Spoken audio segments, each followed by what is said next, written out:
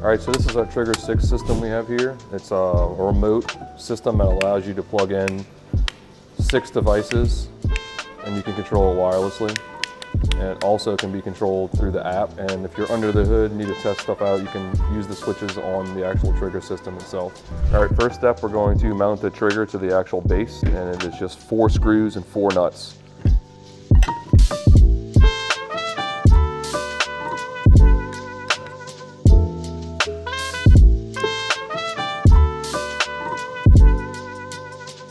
All right, so now we're gonna crimp on these ends. I'm using a big crimper here. Most people probably won't have this, so you could either use solder or a pair of pliers or even a hammer to crimp it down. You just wanna make sure you get a good contact between the two.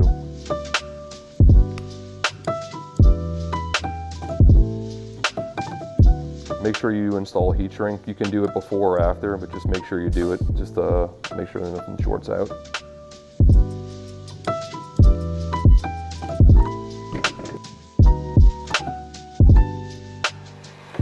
All right, now, so we're gonna seal the heat shrink around the terminals.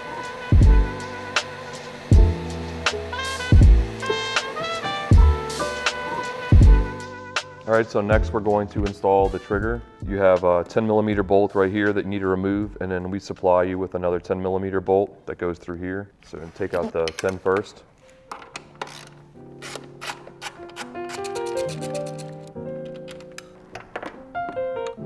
Make sure you line up your 2 holes. The factory bolt goes back in the front, and then the one we supply goes into the back.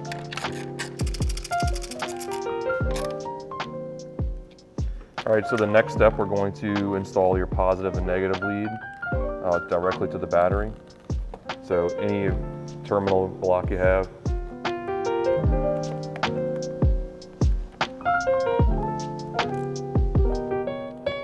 The other one's over here.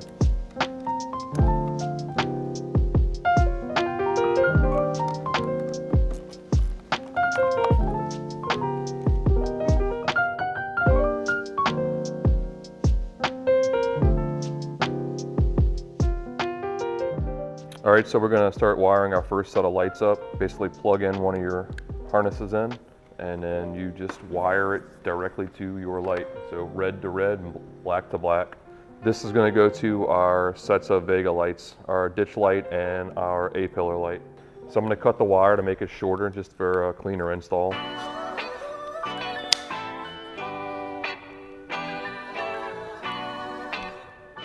All right, so now we're going to wire up our Vega lights to aux switch 1 here. Basically, I have some butt connectors here. I crimped them on our Vega lights, and then we're going to crimp the butt connector onto one of the ends of the Vega extensions. I did shorten it so you don't have extra wire.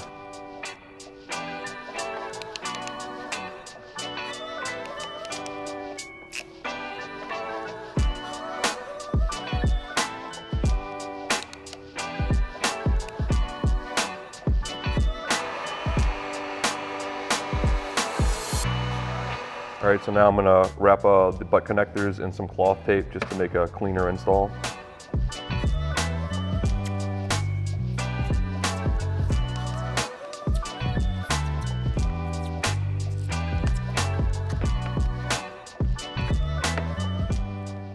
All right, so now we're just tucking the wires away for a cleaner install, and then we'll hook it up to our aux switch number 1.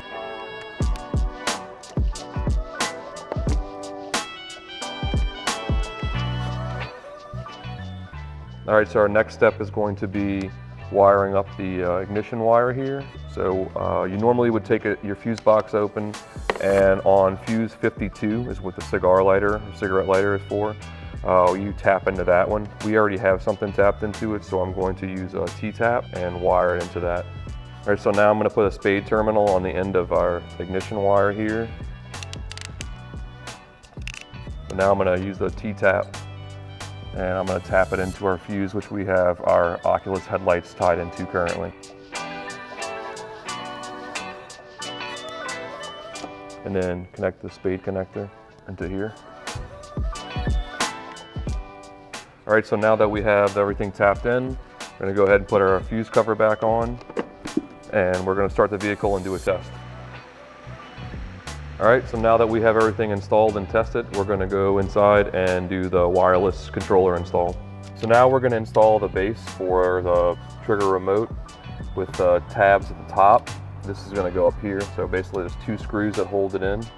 I'm going to screw it in right now.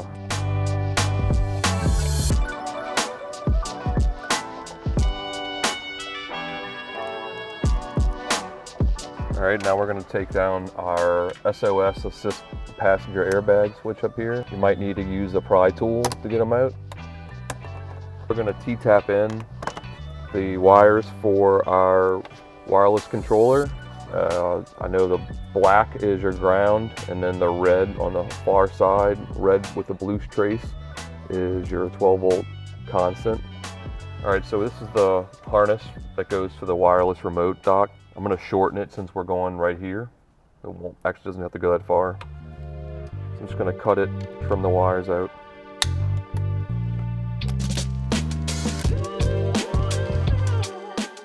Your white wire is going to be your 12-volt ignition. The red wire is going to be your 12-volt constant, and your black wire is your ground. So we're going black to black. The white goes to the pink blue, and then the red goes to the red blue.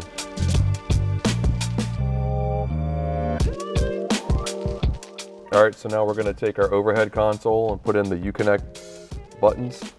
Just push them in, they should lock in.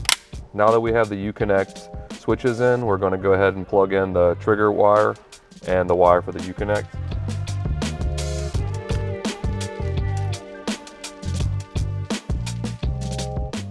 Now tuck the wires back in here best you can, and this is meant to clip in place.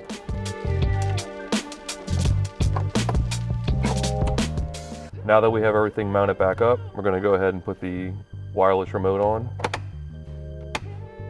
All right, so now that we have everything installed, we're going to go ahead and cycle through everything. We have our overhead lights, our A-pillars, the skid plate light, and our laser fog. All right, so now we have the trigger app installed. I renamed all of our devices on here.